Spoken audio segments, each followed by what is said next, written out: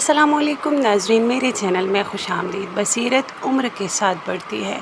ایک زمانے کی بات ہے، ایک ملک میں ایک نوجوان بادشاہ حکومت کرتا تھا۔ وہ سمجھتا تھا کہ 60 سال سے زیادہ عمر کے لوگ بیکار ہیں اور ملک پر بوجھ ہیں، کیونکہ وہ نہ تو زیادہ کام کر سکتے ہیں اور نہ ہی پیداوار میں حصہ لیتے ہیں۔ بادشاہ کے درباری بھی نوجوان تھے، اس لیے وہ سب اس بات سے متفق ہو گئے۔ آخر کار ایک دن بادشاہ نے حکم جاری کر دیا کہ 60 سال سے زیادہ عمر کے تمام لوگوں کو ملک سے ختم کر دیا جائے۔ پورے ملک میں خوف پھیل گیا، بوڑھے لوگوں کو الگ کر دیا گیا اور معاشرہ خاموش ہو گیا، مگر ایک خاموشی جو اندر ہی اندر خالی پن سے بھر رہی تھی۔ اسی ملک میں ایک نوجوان رہتا تھا جو اپنے بوڑھے باپ سے بے حد محبت کرتا تھا۔ وہ اس ظلم کو برداشت نہ کر سکا۔ سپاہیوں کے آنے سے پہلے اس نے اپنے باپ کو ایک خفیہ تہخانے میں چھپا دیا۔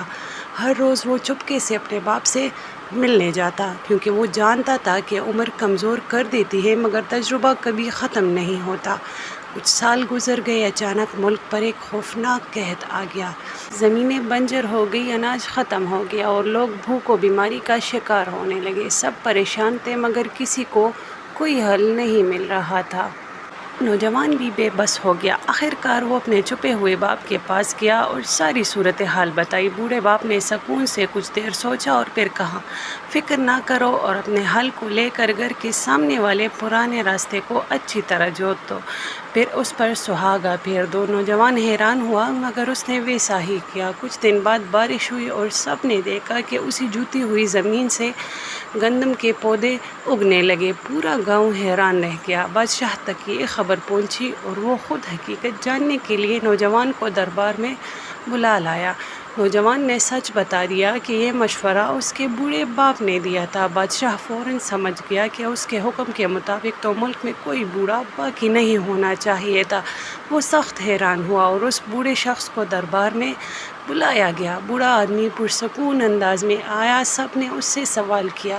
وہ مسکرا کر بولا، بادشاہ سلامت، میں نے زمین کو دیکھا اور سمجھ گیا کہ لوگ اس راستے سے فصل لے جایا کرتے تھے۔ کچھ بیج یقیناً زمین میں گر گئے ہوں گے اور دب گئے ہوں گے۔ میں نے صرف تجربے کی بنیاد پر اندازہ لگایا تھا اور اندازہ درست نکلا۔ یہ سب سن کر خاموشی چھا گئی دربار میں۔ بادشاہ نے پہلی بار محسوس کیا کہ طاقت عمر سے نہیں، عقل اور تجربے سے سنبھلتی ہے۔ اسے اپنی غلطی کا شدید احساس ہوا۔